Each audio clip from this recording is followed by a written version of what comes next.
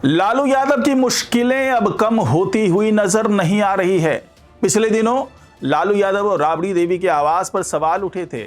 सवाल यह उठा था कि भाई महुआ बाग वाला जो बंगला है क्या उस पर भी बुलडोजर चलेगा। तो उसको लेकर के ये जवाब दिया गया था कि लालू यादव रजिस्टर्ड अपराधी हैं तो कार्रवाई तो कभी भी हो सकती है।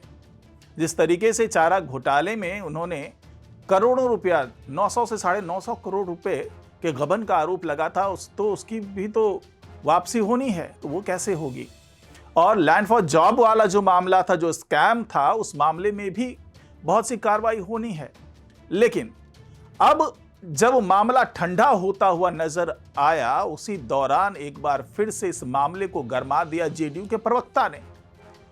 उन्होंने अपील कर दी विजय सिन्हा से कि भैया आप ठंडे मत पड़िए और इस पर कार्रवाई कीजिए, और जितनी भी जमीन है अवैध तरीके से लालू यादव ने कब्जा किया हुआ है उस पर कार्रवाई जल्दी से जल्दी कीजिए।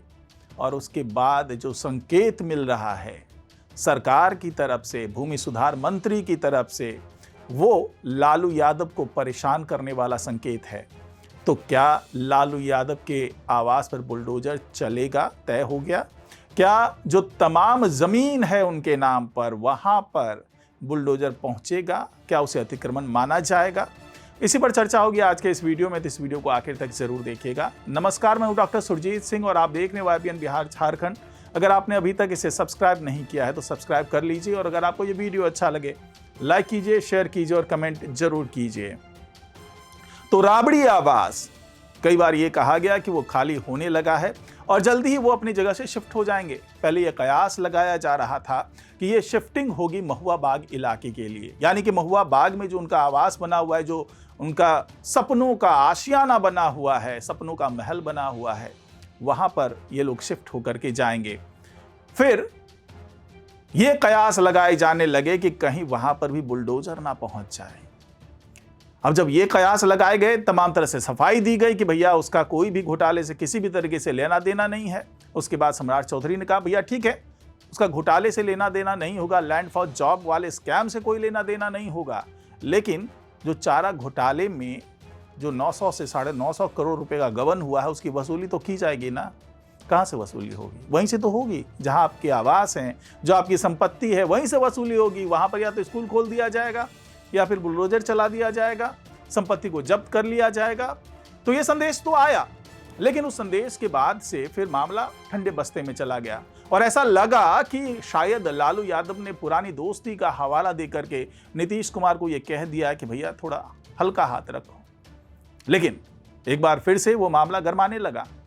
मामला इसलिए गरमाने लगा कि रात के अंधेरे में जिस तरीके से 10 सर्कुलर रोड जो राबड़ी आवास है वहां से शिफ्टिंग हो रही है, और पहले ये माना जा रहा था वो महुआ बाग में जाएंगे, लेकिन अब ये कयास लगाए जा रहे हैं कि वेटनरी कॉलेज के पीछे में जो उनका मकान है वहां पर उसका जो जीर्णोद्धार करने का काम चल रहा है, 2 दर्जन से ज्यादा मजदूर लगे हुए हैं वहां पर। तो ये शिफ्टिंग अब वेटनरी कॉलेज के पीछे उनके आवास में होने वाला है।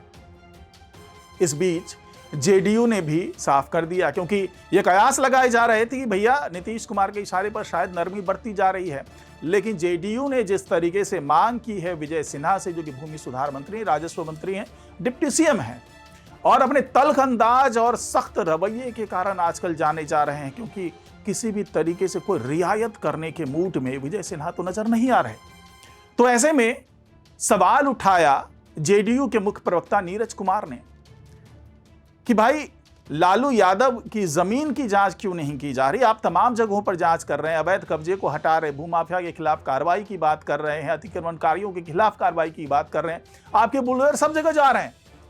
लेकिन जो बड़े बड़े लोग हैं, जिन्होंने अपने रसूख की आड़ में, जिन्होंने अपने राजनीतिक पहुंच के दम पर अवैध कब्जा किया हुआ है, जमीनों पर अवैध कब्जा किया, अपने बच्चों के नाम पर जमीन ली हुई है, और लैंड फॉर स्कैम में नाम आ चुका है, लैंड फॉर जॉब वाले स्कैम में नाम आ चुका है, चारा घोटाले में नाम आ चुका है, तो उनके जमीन की क्या, उनके जमीन की जांच कब करवाएंगे?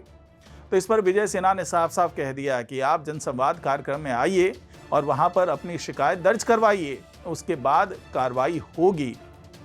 तो क्या ये आपसी मिली भगत है कि पहले संदेश दे दिया नीरज कुमार ने और विजय सिन्हा ने कह दिया कि जनसंवाद में आइए? भैया आपस में तो हैं ही आप लोग मिले हुए, सरकार आपकी है, जेडीयू की भी सरकार है, बीजेपी की सरकार है, तो इसमें जनसंवाद में आने तक की क्या इंतजार किया जाए? क्या ऐसा संकेत दे दिया विजय सिन्हा ने कि अब कार्रवाई तय है, कार्रवाई होनी है, चाहे जनसंवाद के माध्यम से हो या फिर सीधे तौर पर अगर शिकायत आती है तो जाहिर सी बात है कि नीरज कुमार तो शिकायत करेंगे नहीं, जेडीयू के प्रवक्ता हैं, हो सकता है कि राजनीतिक रंग दे दिया जाए इसे, तो शिकायत कहीं ना कहीं से तो आएगी। आने वाले दिनों में आप देखिएगा कि कोई ना कोई आवेदन पहुंचेगा जिसके आधार पर कार्रवाई शुरू होगी और उस कार्रवाई के जद में हर वो जमीन आएगी, हर वो संपत्ति आएगी, हर वो आवास आएगा, हर वो इमारत आएगी जो लालू यादव और राबड़ी देवी के परिवार के नाम पर है।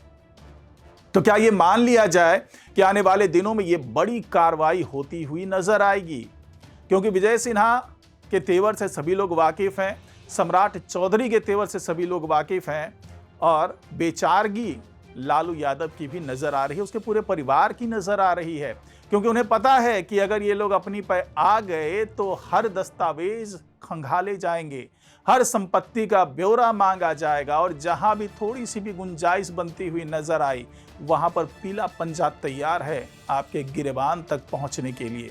इस बात का आभास लालू यादव को है, इसलिए ये कहा जा रहा है। और जिस तरीके से पिछले दिनों ये भी कहा जा रहा था कि वो तमाम शत्रु संहार यज्ञ जैसे काम कर रहे हैं लालू यादव की, किसी भी तरीके से ये बला टल जाए, लेकिन ये बला टलने वाली तो है नहीं, क्योंकि बार बार जब भी मामला ठंडा होता है तो उसको पिन करने के लिए कोई ना कोई या तो बयान आ जाता है या कोई ना कोई व्यक्ति पीछे पड़ जाता है। और इस बार नीरज कुमार ने ये काम किया है और आने वाले दिनों में हो सकता है कि पीले पंजे का रुख लालू यादव के गिरेबान तक पहुंचने लगे। तो फिलहाल आज की रिपोर्ट में इतना ही। नमस्कार।